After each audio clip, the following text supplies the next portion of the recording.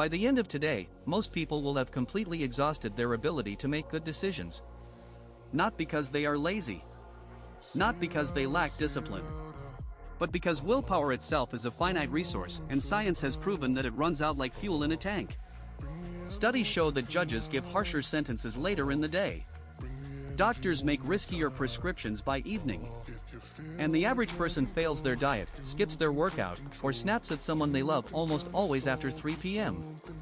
In the next 10 minutes, you are going to learn exactly why willpower depletes, what is actually happening inside your brain when it does, and the specific strategies that high performers use to protect and restore it. And there is one insight buried in the research that almost nobody talks about because it challenges the entire idea of self-discipline that motivational culture has been selling you for decades. Stick around, because this one will genuinely change how you approach every single day. Let us start with the foundation. The concept of willpower as a limited resource was first formally studied by psychologist Roy Baumeister in the late 1990s.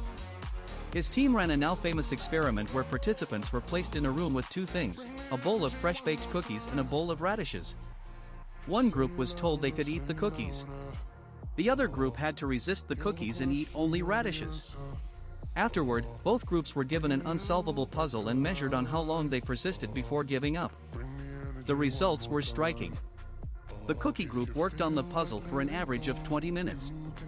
The radish group, the ones who had already spent energy resisting the cookies, gave up in just 8 minutes. They had not done anything physically exhausting. They had simply used mental energy to resist temptation, and that expenditure directly reduced their ability to persist in the next challenge. Baumeister called this ego depletion, and it launched an entire field of research into the mechanics of self-control. But what is actually happening inside the brain? When you exert willpower, you are primarily engaging the prefrontal cortex, the part of your brain responsible for rational thinking, long-term planning, and impulse control. This region is metabolically expensive. It consumes glucose at a high rate. And here is where it gets fascinating. Multiple studies have shown that acts of self-control literally lower blood glucose levels. In one study, participants who completed a self-control task had measurably lower blood sugar afterward, and their performance on a follow-up task declined significantly. When researchers gave them a sugary drink to restore glucose levels, performance bounced back almost immediately. This is not a metaphor. Willpower has an actual biological cost. Every decision you make, every temptation you resist, every moment of focus you sustain, it all draws from the same neurological energy supply. And that supply is not unlimited. But here is what nobody talks about. The number of decisions does not have to be dramatic to cause depletion. Research from Columbia University found that the sheer volume of choices, even trivial ones like what to eat for breakfast or what to wear, contributes to decision fatigue throughout the day. This is why Steve Jobs wore the same outfit every day. It is why Barack Obama limited his wardrobe choices during his presidency. These were not quirks. They were strategic acts of willpower preservation. Mid-roll break, the average adult makes approximately 35,000 decisions per day. Most of them are unconscious, but thousands are not. Each small act of choosing, resisting, or overriding an impulse slowly degrades your capacity for the next one. By the time you sit down to tackle the most important task of your day at 7 p.m. after a full workday, you are running on neurological fumes. This is not weakness.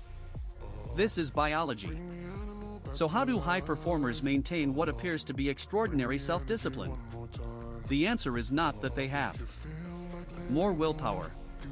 Studies consistently show that people rated as highly self-disciplined do not actually exert more self-control in the moment.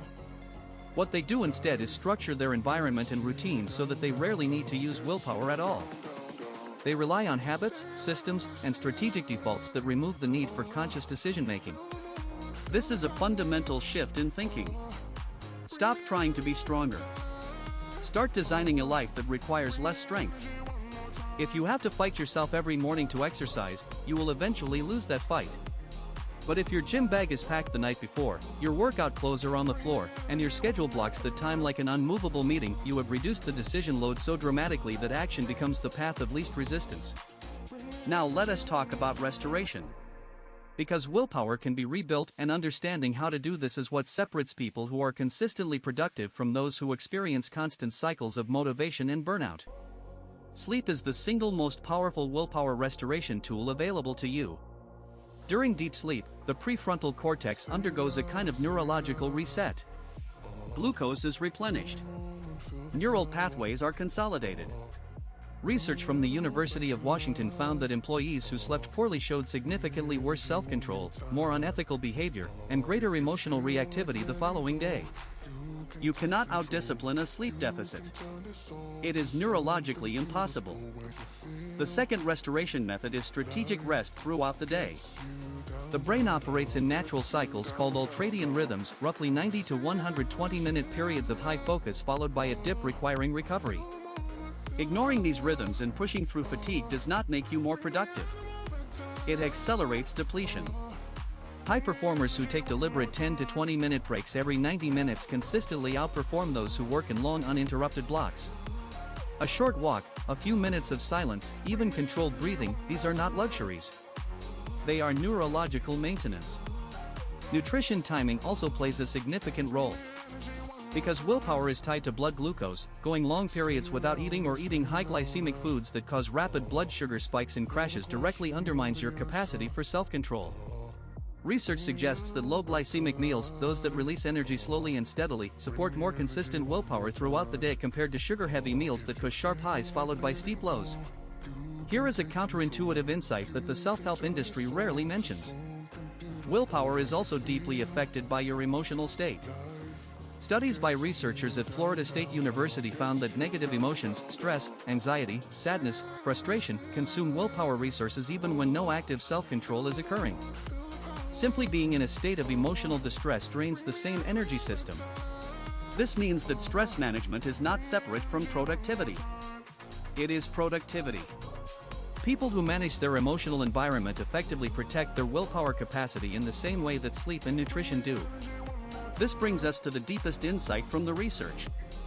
The people who appear to have the strongest willpower are often simply the people who have the least friction in their lives. They have fewer unresolved conflicts draining their mental energy. They have cleaner environments that require less decision-making. They have automated the routine so only the meaningful remains. Willpower does not determine your character. Your architecture determines how much willpower you actually need. So what does all of this mean for your life right now? It means your mornings matter more than any other time of day. Schedule your hardest, most important tasks in the first 2 to 4 hours after waking, before decision fatigue sets in. It means your environment is a form of self-control, remove temptations from your physical space before the day demands your resistance to them. It means sleep is non-negotiable, not because it feels good, but because every goal you have depends on a brain that has been properly restored overnight. And it means that beating yourself up for failing at night is scientifically misguided. You are not weaker than the person who succeeds. You may simply be depleted. The solution is not harder effort in the depleted state. The solution is smarter design before the depletion begins. Willpower is real. It is measurable. It is biological. And it runs out. Before you go, if you learned something valuable today, hit that like button right now. Subscribe to Get Up Life for a brand new video every single day. We will see you in the next one.